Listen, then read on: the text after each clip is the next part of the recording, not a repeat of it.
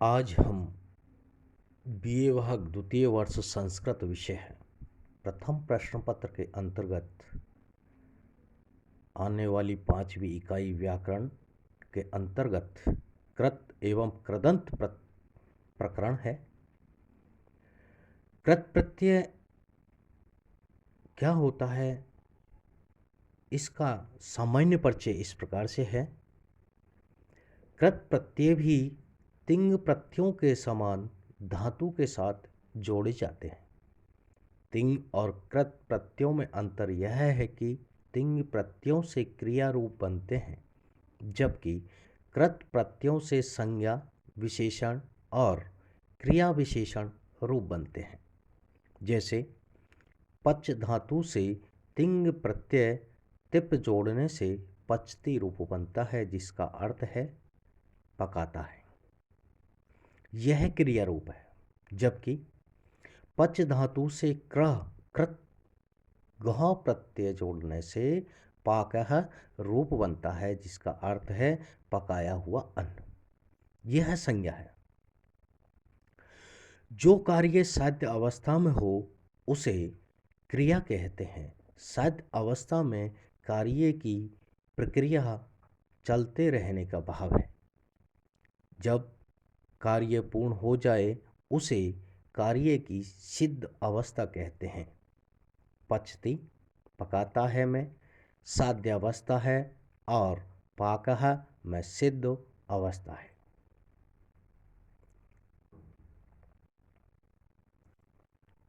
जिन धातुओं के अंत में कृत प्रत्यय जोड़ने से जो नए शब्द रूप बनते हैं उन्हें कृदंत कहते हैं। कृत का अर्थ है करने वाला, करोति ही इति ही कृत है। कृत प्रत्यय मुख्यतः कर्तवाचक होते हैं तथा ये दो प्रकार के माने हैं, कृत प्रत्यय है और कृत प्रत्यय। कृदंत रूपों की कृत तद्धित समास्य सूत्र से प्रातिपादिक संज्ञा होती है और प्रातिपादिक होने पर दया प्रातिपदिकात प्रत्यय तथा परस्य सूत्र से सु आदि प्रत्ययों की प्राप्ति होती है और सुबंत प्रकरण में बताई गई प्रक्रिया के अनुसार सभी विभक्तियों पर रूप चलते हैं। इसीलिए कृदंत शब्द सुबंत की श्रेणी में आते हैं, क्योंकि सुप प्रत्यय लगने पर ही उनकी पद संज्ञा होती है। कोटा विश्वविद्यालय द्वारा निर्धारित पाठ्यक्रम के अनुसार अब हम कृत प्रत्ययों का संबंधित सूत्रों सहित विवेचन कर रहे हैं, जिसमें नंबर 1 आता है हमारा सूत्रों धातु। उससे पहले हम बताना चाहेंगे थोड़ा सा कि कृत्य या कृत प्रत्यय। तो कृत प्रत्यय धातुओं से भाव तथा कर्म में लगते हैं, अर्थात इनका प्रयोग कर्तवाच्य में न होकर भाववाच्य में होता है। ये 7 प्रकार के होते हैं। तव्य प्रत्यय, तव्यत प्रत्यय है, अनियर प्रत्यय है, केलिमर प्रत्यय है, यत प्रत्यय है, क्यव प्रत्यय है, णयत प्रत्यय। इस प्रकार ये कृत प्रत्यय 7 प्रकार का माना है और इसका जो सूत्रों कोटा विश्वविद्यालय कोटा द्वारा निर्धारित किया गया है पाठ्यक्रम में, वो नंबर 1 है धातु। तो इसका अर्थ है कि इस सूत्र से लेकर के अष्टाध्यायी के तृतीय अध्याय की समाप्ति पर्यंत जो प्रत्यय कहे गए हैं वे धातु से परे होते हैं, यानी कि धातु के बाद में लगते हैं। कृतिंग सूत्र से तिंग भिन्न होने के कारण इन प्रत्ययों की कृत संज्ञा होती है। कहने का तात्पर्य है कि धातु जो सूत्र है तृतीय अध्याय के प्रथम का 91वें सूत्र है, यानी कि तृतीय अध्याय प्रथम पाद का 91वां वाला सूत्र है। यहाँ से चल करके और जो प्रत्यय कहे गए हैं अष्टाध्यायी के तृतीय अध्याय की समाप्ति पर्यंत जो प्रत्यय कहे गए हैं वे धातु के परे लगते हैं। और कृदतिंग यानी कि 3 1 93 वाला जो सूत्र है वो तिंग भिन्न होने के कारण इन प्रत्ययों की कृदंत संज्ञा कर देता है। नंबर 2 जो सूत्र आ रहा है वह है कृत्य।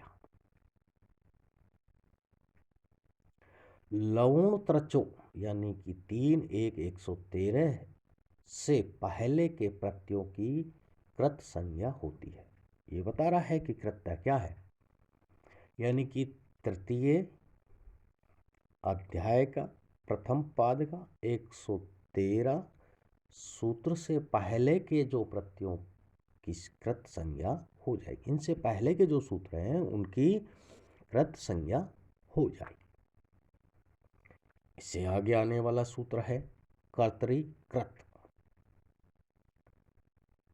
कृत प्रत्यय कर्ता अर्थ में होते हैं और इससे प्राप्त होने पर, यानी कि कृत प्रत्यय कर्ता अर्थ में होते हैं, ये यहां स्पष्ट कर रहे हैं। नंबर जो 4 सूत्र है वो है तयोरेव कृत कत खल्वार्थ। इसकी व्याख्या या अर्थ कहें, कृत कत और खल अर्थ वाले प्रत्यय भाव और कर्म में ही होते हैं, अर्थात कर्ता में नहीं होते। खलवर्त से तात्पर्य क्या है कि खल प्रत्यय क्रिया को कठिनता से या सरलता से किए जाने वाले अर्थ को प्रकट करता है। इस अर्थ के अन्य सभी प्रत्ययों का ग्रहण करने के लिए यहाँ खलवार्थ प्रत्यय कहा है। अतएव कृत प्रत्यय कत प्रत्यय खलवर्थ प्रत्ययों के योग में भाववाच्य और कर्मवाच्य के समान अनुक्त होने से कर्ता में तृतीया विभक्ति आती है। जैसे उदाहरण दे रहे हैं, कृत्य प्रत्यय का मया पठितव्यम् अर्थात मुझे पढ़ना चाहिए। कत प्रत्यय का उदाहरण है मया पठितम अर्थात मैंने पढ़ा। और खलवर्थ प्रत्यय का कि मया सुकरम इदम कार्यम अर्थात यह कार्य मैं सरलता से कर सकता हूँ। इस प्रकार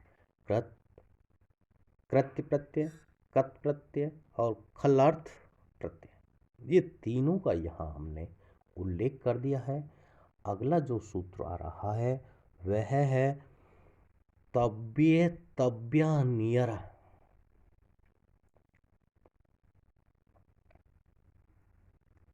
इसका अर्थ या व्याख्या कहें, चाहिए या विधि रूप अर्थ में धातुओं से तबियत तव्य और अनियर प्रत्यय होते हैं।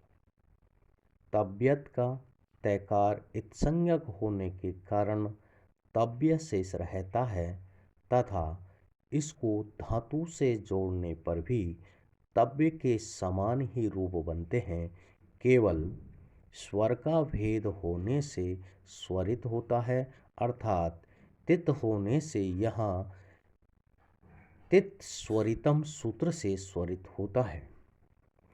अनियर का रेफ भी इत्संज्ञक है, इसलिए अनिय शेष रहता है। इन प्रत्ययों का प्रयोग चाहिए अर्थ में होता है।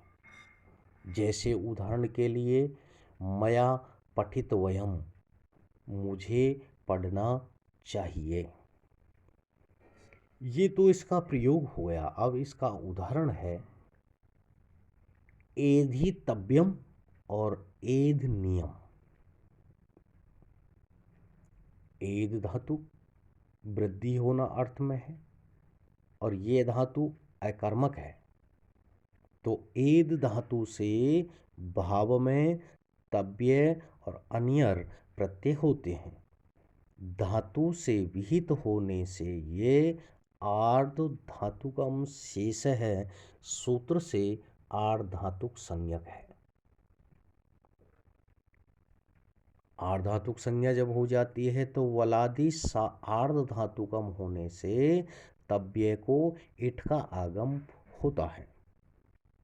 भाव में ये इसलिए हुए कि एद धातु अकर्मक है और अकर्मक से भाव में वे प्रत्यय होंगे।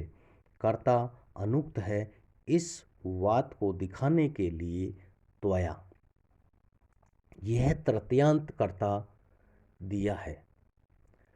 भाव में सामान्य एकवचन और नपुंसक लिंग हुआ।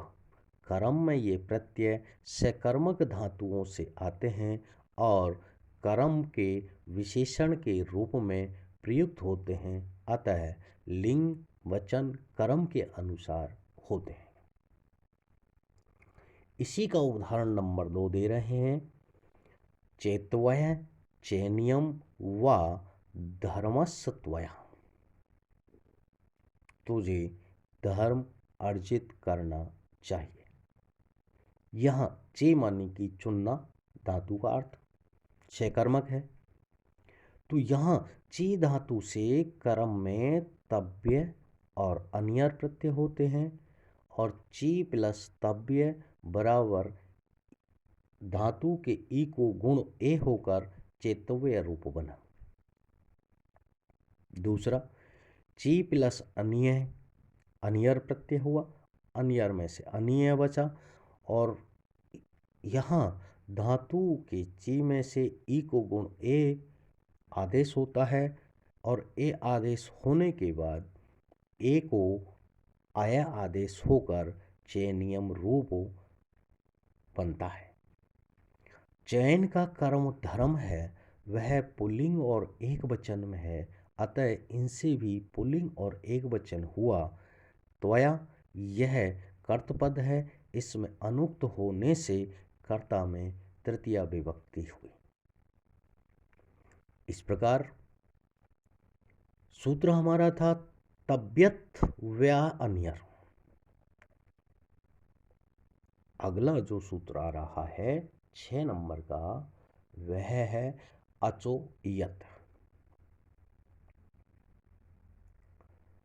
अजंत जिसके अंत में स्वर हो, धातु से भाववाच्य और कर्मवाच्य में यत प्रत्यय होता है।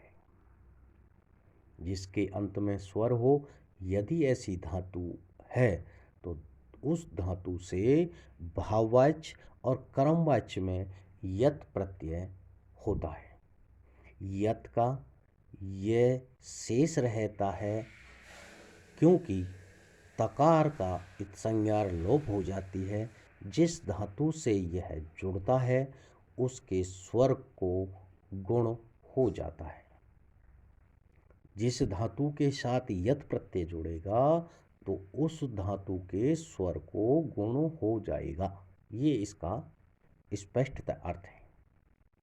उदाहरण के लिए लिया है उन्होंने चेयम, चयन या चुनने योग्य। तो यहां जो है चेयम, तो यहां आता है ची धातु, धातु आती है ची। तो ची धातु से अजंत होने के कारण यत प्रत्यय हुआ, क्योंकि ची धातु में ईकार है, वो स्वर है और वह धातु के अंत में आ रही है, इसलिए ची धातु जहाँ है तो वहाँ यत प्रत्यय हुआ। तब यत के आर्धातुक होने से उसके परे रहते सार्वधातु का आर्धातुकयो सूत्र से चेय शब्द बना। उससे सामान्य में नपुंसक लिंग होने से स्वादि की उत्पत्ति हुई और प्रथमा के एक वचन में यह रूप बना और इसी प्रकार चेयम नेयम आदि रूप भी बन जाते हैं।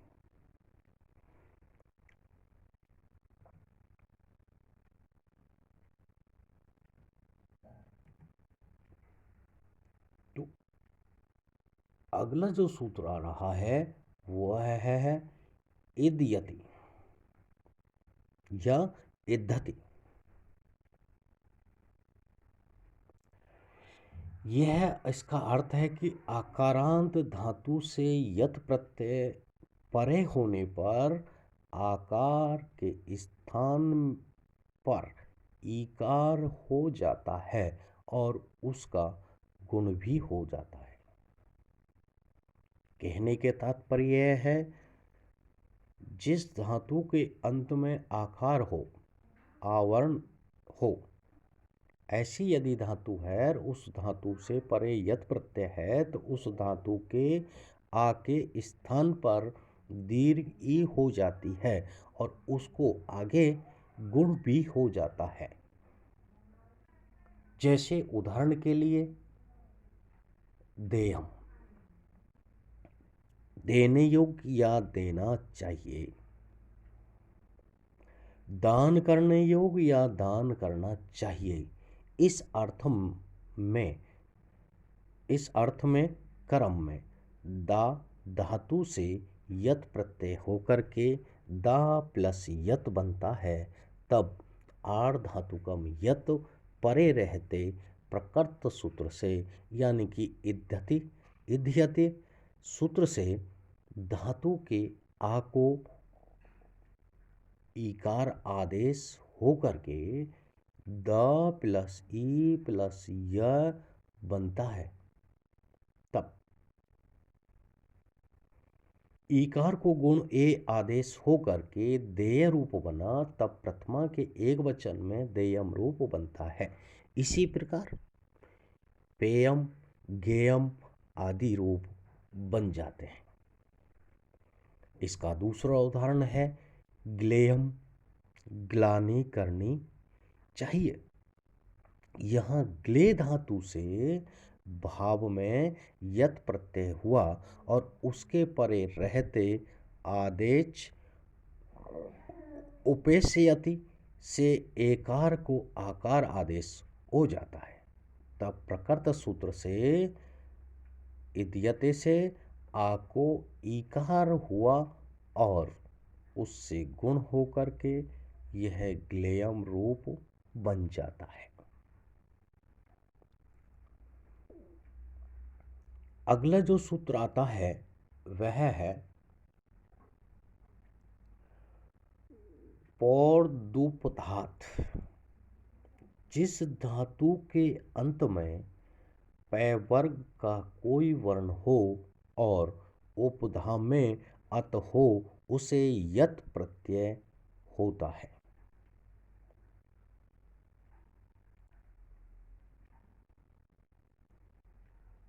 यह यत प्रत्यय ऋलोर्ण्यत सूत्र से प्राप्त णयत का वाधक है। जैसे सप्यम, साप देना चाहिए या शपथ के योग। सप धातु पै वर्गांत है क्योंकि इसके अंत में पैकार है। इसकी उपधा में हर्ष ऐकार भी है, अतः इससे यद्यपि हलंत होने के कारण ऋलोर्ण्यत में णयत प्राप्त हुआ, किंतु उसको वाध करके प्रकृत सूत्र से यत प्रत्यय होकर के सप प्लस ये बनता है, अर्थात सप्यम रूप बन जाता है। इसी का दूसरा उदाहरण है, इसी प्रकार लभ्यम रूप बनता है। लब धातु से हलंत होने के कारण णयत प्राप्त है, उसे बाध करके पे वर्गांत अपुदत होने से यत प्रत्यय होकर के लभ्यम रूप बन जाता है। इस प्रकार से यहाँ आज का जो व्याख्यान है वह पूर्ण होता है। कल इससे आगे आने वाले जो सूत्र है उनकी व्याख्या बता